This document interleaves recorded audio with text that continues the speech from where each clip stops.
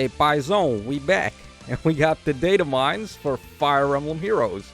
So, in this one, we have refines, of course, for a bunch of units. We got 2 remixes, and we also have info for the Valentine stuff.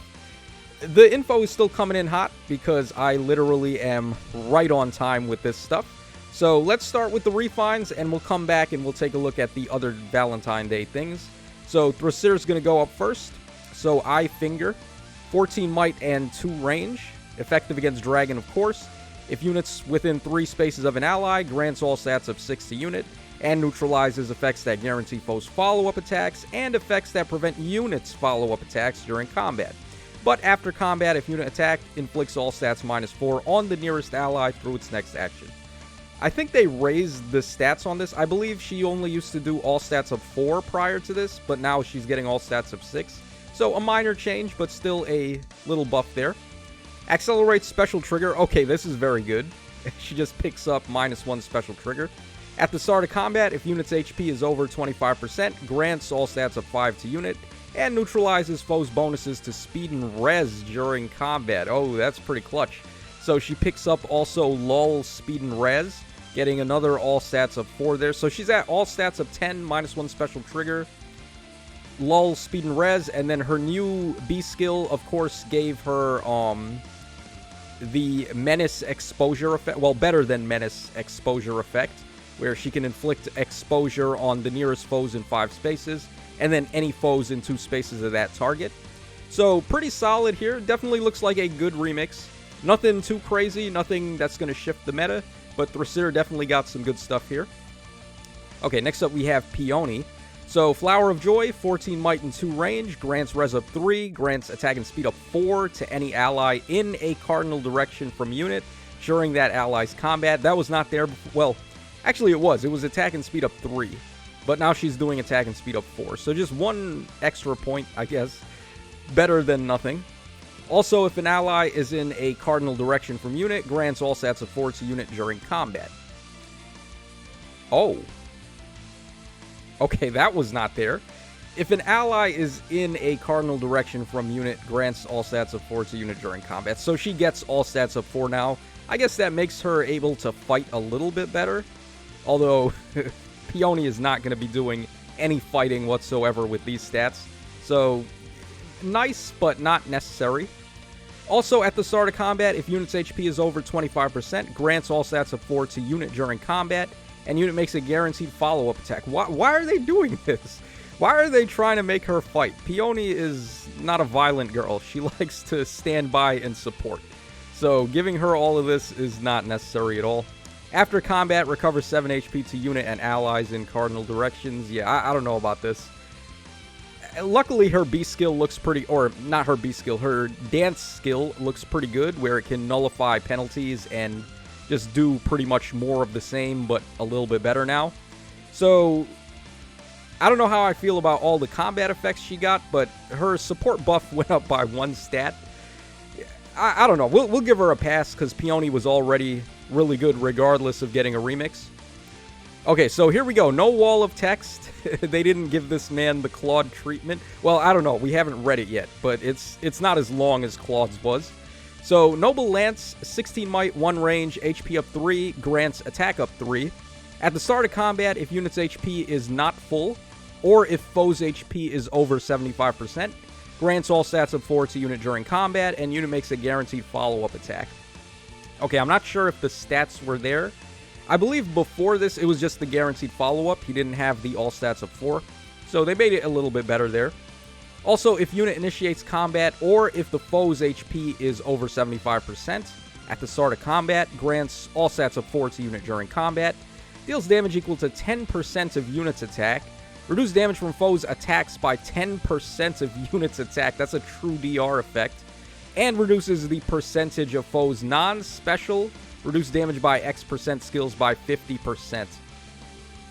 Wow. Okay, so they gave him some DR cut there.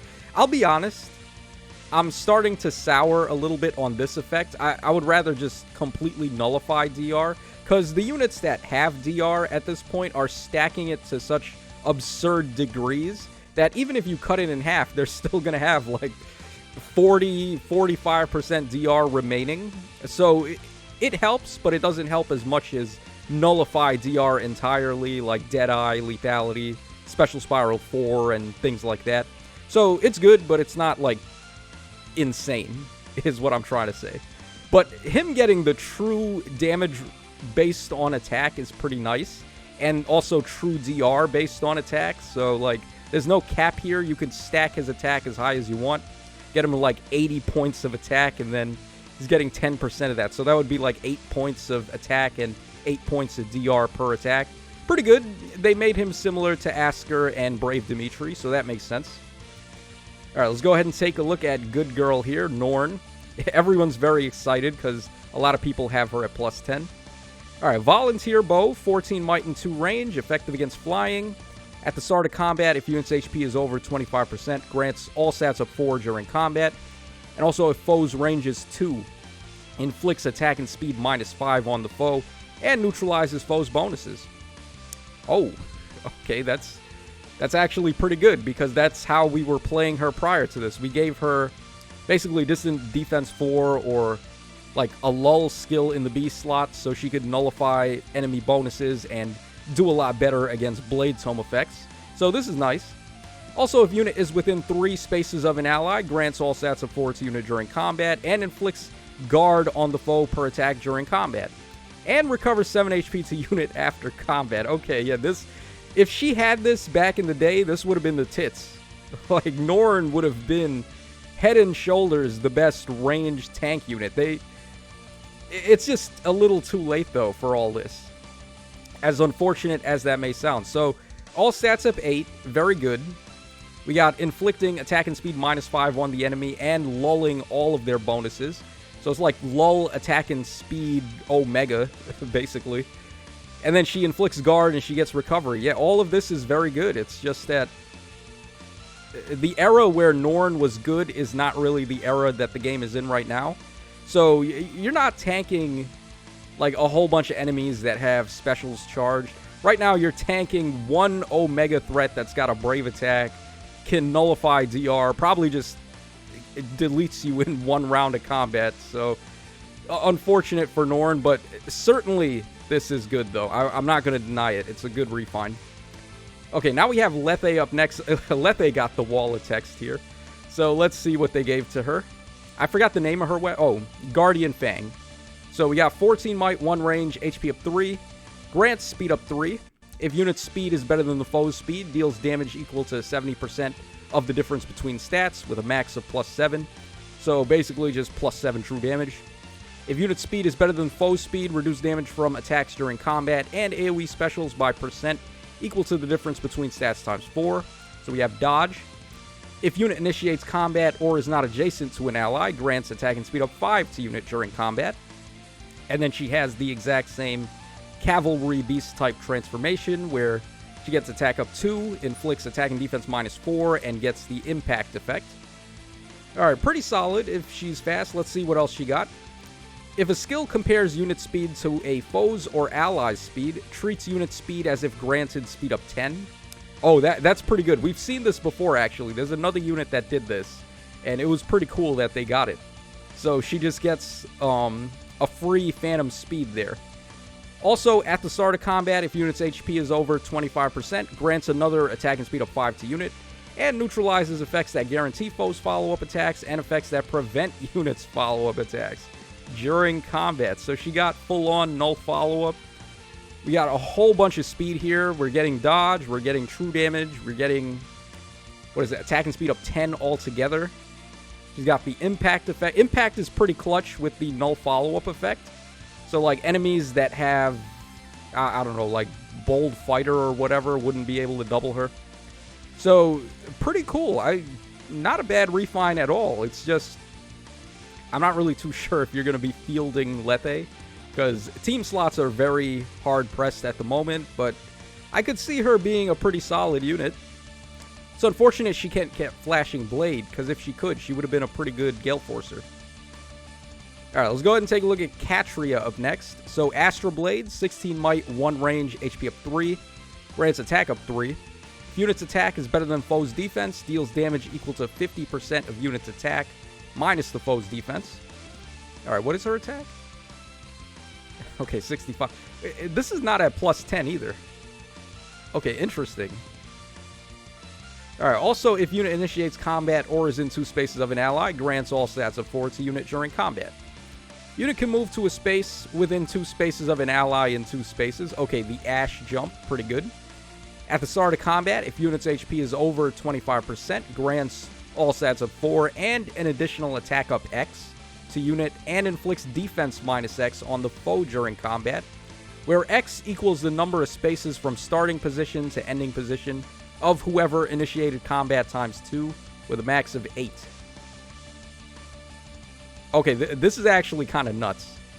So, all stats up 8, inflicting attack up 8 or attack up 8 to herself and defense minus 8 to the enemy.